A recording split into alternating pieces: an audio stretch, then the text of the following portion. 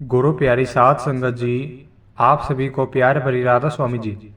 साध संगत जी, आज की वीडियो में तीन बेहद चुकाने वाली बातें साझा की जाएंगी जी, जिनके बारे में बहुत ज़्यादा लोग अनजान हैं। इनमें डेरे और परमार्थ से जुड़ी सच्चाई का जिक्र होगा जी। साथ ही आप यह भी जानेंगे कि बाबा जी वास्तव में कौन हैं, उनकी पहचान क्या है और वे किसके अवतार माने जाते हैं। सबसे पहले बात करेंगे उस घटना की जब बाबा जी के एक पुराने और सच्चे सेवादार ने परमार्थ और डेरे से जुड़ी ऐसी सच्चाई उजागर की जिसे जानकर कई लोगों के होश उड़ गए। इस खुलासे को इन्होंने 60 साल की उम्र में आने के बाद संगत को बताया था। इसके बाद बाबा जी के पाठी साहब से जुड़ी एक रोचक सच्ची घटना का भी जिक्र होगा जी। अंत में आपको हम बताएंगे कि बाबा जी की असली हस्ती क्या है और वे किसके अवतार हैं। इस वीडियो में आपको तीन महत्वपूर्ण जानकारियां मिलेंगी जी। इसे अंत तक जरूर देखें जी। साथ संगत जी, परमार्थ की उस सच्चाई से जिसको जानना बहुत जरूरी है। इनका नाम है सेवादार हकीम पाल। इन्होंने बताया कि मैं बचपन से ही अपने माता पिता के साथ डेरे जाया करता था। उस समय हजूर जी गद्दी पर विराजमान थे। मेरे माता पिता नियमित रूप से डेरे जाकर सेवा किया करते थे। हालांकि उस समय मेरी उम्र 10 साल की थी, इसलिए मुझे परमार्थ का महत्व समझ नहीं आता था। मुझे तो बस सेवा करना अच्छा लगता था। जो भी काम मिलता मैं खुशी खुशी पूरा कर दिया करता था। मेरी निष्ठा देखकर दूसरे सेवादार भी मुझसे स्नेह करने लगे।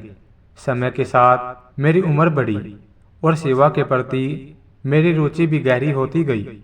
20 साल की उम्र में मैं अपने माता पिता के बिना डेरे जाकर सेवा करने लगा, हजूर जी के दर्शन करने के लिए।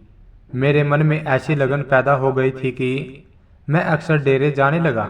1990 में जब मेरी उम्र 25 साल की हुई तो उसी साल जून में हजूर जी ने चोला त्याग दिया। यह घटना मेरे लिए बेहद दुखदाई थी। हजूर जी के जाने के बाद मैं कई दिनों तक डेरे नहीं गया। कुछ दिन के बाद बाबा जी ने गद्दी संभाली। मैं फिर भी डेरे नहीं गया क्योंकि मेरा मन सिर्फ हजूर जी को देखने के लिए तड़पता था। मेरे माता पिता ने मुझे समझाया कि गुरु कभी कहीं नहीं जाते, वे हर रूप में हमारे साथ होते हैं। बाबा जी भी हजूर जी का ही रूप हैं। माता पिता की समझाइश से मैंने अगस्त 1990 से फिर से जाना शुरू कर दिया और सेवा करना फिर से शुरू कर दिया। मैंने वहां फिर से पूरी लगन और निष्काम भाव से सेवा करनी शुरू कर दी। मेरी निष्ठा को देखते हुए डेरे ने मुझे एक विभाग का हेड बना दिया। उन्हीं सालों में मोबाइल का चलन भी देश में आ गया था क्योंकि मैं अब एक विभाग का हेड था। मुझे मोबाइल और गाड़ी ले जाने की अनुमति मिल गई। यही से मेरे जीवन में बदलाव आना शुरू हुआ। धीरे धीरे इस बड़े ओहदे और सुविधाओं ने मेरे अंदर अहंकार भर दिया और मैं खुद को अन्य सेवादारों और संगत से ऊंचा समझने लगा। मेरे अंदर अहंकार की जड़ें इतनी गहरी हो चुकी थी कि मैं खुद को सबसे ऊपर समझने लगा था। दूसरों से बात करने का मेरा अंदाज ऐसा हो गया मानो सब मेरे अधीन काम करने वाले नौकर हों। संगत में से कोई मुझसे कुछ पूछता तो मैं उन्हें घमंड भरे अंदाज में जवाब देता। मुझे लगने लगा था कि मैं अब एक बेहद शक्तिशाली व्यक्ति हूँ। मैं चाहने लगा कि लोग मुझे देखते ही सलाम करें। परमार्थ के नियमों को मैं पूरी तरह भूल बैठा था, जहाँ ना कोई छोटा होता है ना बड़ा। एक दिन डेरे के प्रबंध ने मेरे पास एक सेवादार भेजा और कहा कि उसे किसी सेवा में लगाना है। मैंने उसे काम सौंप दिया। वह व्यक्ति पूरी निष्ठा से सेवा करता था, लेकिन वह गरीब था, इसलिए मैं उससे ठीक से बात भी नहीं करता था। मेरे भीतर न जाने कब भेदभाव की भावना घर कर गई थी। यह सतगुरु की कोई परीक्षा थी या कुछ और, यह तो मुझे पता नहीं, लेकिन इतना तय है कि मैं इस परीक्षा में असफल हो गया। पहले मैं हर पल सतगुरु का शुक्र किया करता था, लेकिन अब अहंकार ने मेरी सोच पर कब्जा कर लिया था। मुझे लगने लगा था कि मुझे जो भी ओहदा मिला है वह मेरी काबिलियत की वजह से मिला है। मैंने यह मान लिया कि जिस विभाग की जिम्मेदारी मुझे दी गई है वह केवल मेरे कारण ही चल रहा है।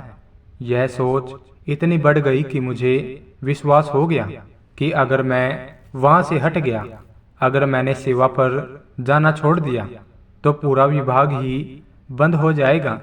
मेरे मन पर अहंकार का ऐसा कब्जा हो गया कि मैं मालिक से दूर होता चला गया।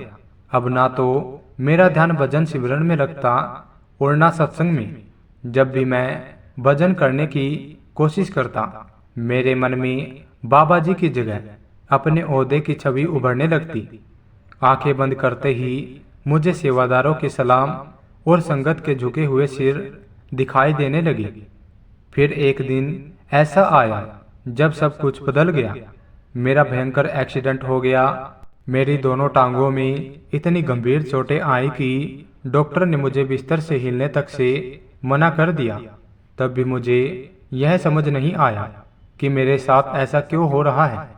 अब सेवा तो दूर, मैं अपने पैरों को जमीन पर भी नहीं रख पाता था। डॉक्टर ने साफ कह दिया कि मुझे 4 महीने तक इसी स्थिति में रहना पड़ेगा। लेटे लेटे भी मेरा दिमाग यही सोचता रहा कि मेरे बिना वहाँ डेरे में सेवा कैसे चल रही होगी। मुझे यकीन था कि मेरा विभाग तो अब डेरे ने बंद ही कर दिया होगा। मेरा अहंकार तब भी पूरी तरह मुझ पर हावी था। लगभग 10 दिन बीत गए और बिस्तर पर पड़े पड़े मैं तड़पने लगा। 10 दिन में ही मेरी हालत खराब हो गई। अभी तो मुझे 4 महीने ऐसे ही काटने थे। आखिरकार एक दिन थककर मैंने बाबा जी को मन ही मन बहुत याद किया। उनसे शिकायत की कि मैंने बचपन से लेकर अब तक डेरे में सेवा की, फिर भी मुझे ऐसी सजा क्यों मिली। ना भजन सिमरन हो पा रहा था और ना ही सेवा में जाने की हालत बची थी। उस रात सपने में बाबा जी ने मुझे जवाब दिया। उन्होंने कहा, बेटा, तेरी किस्मत में उस दिन काल का शिकार होना लिखा था, लेकिन तूने संगत की बहुत सेवा की है, इसलिए तेरा हिसाब 3-4 महीने के दर्द से ही निपट गया। अब यह वक्त खुशी से काट या दुखी होकर, यह तेरे हाथ में है, पर यह भुगतना तो तुझे ही पड़ेगा। और रही बात भजन सिमरन की, तो मालिक से दूर होने की असली वजह तू खुद है, क्योंकि तेरे भीतर मैं और मेरे की भावना ने जन्म ले लिया था। ऐसी मानसिकता के साथ परमार्थ में एक कदम भी आगे बढ़ना तो दूर, उसके बारे में पाना भी संभव नहीं है। इस अहंकार और भेदभाव के कारण मालिक ने तेरा हाथ छोड़ दिया। बाबा जी की बातों को सुनकर मैं रो पड़ा और मुझे समझ आ गया कि मेरा घमंड और भेदभाव ही मुझे सतगुरु से दूर ले गया था। इसी कारण मेरा मन भजन सिमरन में नहीं लग पाता था। बाबा जी की बातों ने उस रात मेरा हृदय झकझोर कर दिया। मैं देर तक रोता रहा और सोचता रहा कि इतना बुरा इंसान बनने के बाद भी एक्सीडेंट वाले दिन सतगुरु ने मेरे जीवन की रक्षा की। मैंने दिल से बाबा जी से क्षमा मांगी और निश्चय किया कि 4 महीने का यह कष्ट खुशी खुशी सहेगा। 4 से 5 महीने बाद जब मैं थोड़ा चलने फिरने लायक हुआ, तो एक दिन डेरे गया। वहां जाकर देखा कि जिस विभाग का मैं इंचार्ज था, अब उसकी जिम्मेदारी उसी सेवादार को दी गई थी, जिसे मैंने गरीब के कारण छोटा समझा था। उसे देख मेरी आंखें भर आई। वह दौड़कर मेरे पास आया और बोला, भाई जी आप आ गए, अब आप ही इस जिम्मेदारी को संभालें, मेरे बस की बात नहीं है। उसकी विनम्रता ने मुझे भीतर तक झकझोर कर दिया। मैंने आंसुओं के साथ कहा, भाई यह जिम्मेदारी सतगुरु ने तुझे सौंपी है तो तुझे ही निभानी होगी। मुझे तो कोई छोटी मोटी सेवा दे देना, जितना मुझसे होगा मैं कर लूँगा। मैं अंदर ही अंदर हैरान था। जिस व्यक्ति के साथ मैंने बुरा व्यवहार किया था वह आज इतना विनम्र होकर स्वागत कर रहा था। अगर उसकी जगह कोई और होता तो शायद मेरा चेहरा देखना भी पसंद नहीं करता, लेकिन यह भाई जो अब विभाग का इंचार्ज बन चुका था फिर भी पूरी तरह सरल और विनम्र था। मैंने उस दिन परमार्थ का असली अर्थ समझा। जहां मैं और मेरा जैसी भावनाएं आ जाए वहां समझना चाहिए कि मालिक हमें अपने जहाज से नीचे उतार देते हैं। यह केवल परमार्थ में ही नहीं बल्कि जीवन के हर क्षेत्र में लागू होता है। अहंकार और भेदभाव किसी बड़े अपराध से कम नहीं है। साथ संगत जी, आगे मैं आपको एक ऐसी घटना बताऊंगा जब एक सेवादार ने संगत के बीच और बाबा जी के सामने यह कहा कि बाबा जी किसके अवतार हैं। लेकिन उससे पहले पाठी साहब की एक अहम घटना सुन लीजिए जी। हजूर जी उस समय गद्दी पर विराजमान थे। डेरे में शब्दों की सेवा देने वाले एक सेवादार थे जिनकी आवाज बहुत मधुर थी। हजूर जी ने उनकी आवाज सुनी और उन्हें पाठी की सेवा दे दी। जहां भी हजूर जाते उन्हें अपने साथ ले जाते। धीरे धीरे पाठी साहब के भीतर यह भावना आ गई कि हजूर जी का मेरे बिना काम नहीं चलता, क्योंकि मेरी आवाज इतनी मधुर है कि एक दिन हजूर जी उन्हें दिल्ली के पूसा रोड पर सत्संग के लिए ले गए। सत्संग से पहले जब शब्द गाए जा रहे थे, पाठी साहब और हजूर जी स्टेज पर बैठे थे। जैसे ही सत्संग का समय हुआ, पाठी साहब ने वाणी पढ़नी शुरू की, लेकिन उनके गले से आवाज ही नहीं निकल पाई।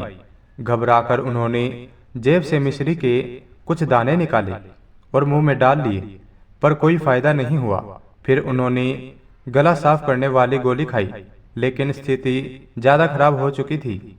उन्होंने हताश होकर उन्होंने हजूर जी की तरफ देखा। हजूर जी की आंखों में देखते ही पाठी साहब को समझ आ गया कि यह सब उनके भीतर जन्मे अहंकार की वजह से हो रहा है। उन्होंने आंखों ही आंखों में हजूर जी से माफी मांगी।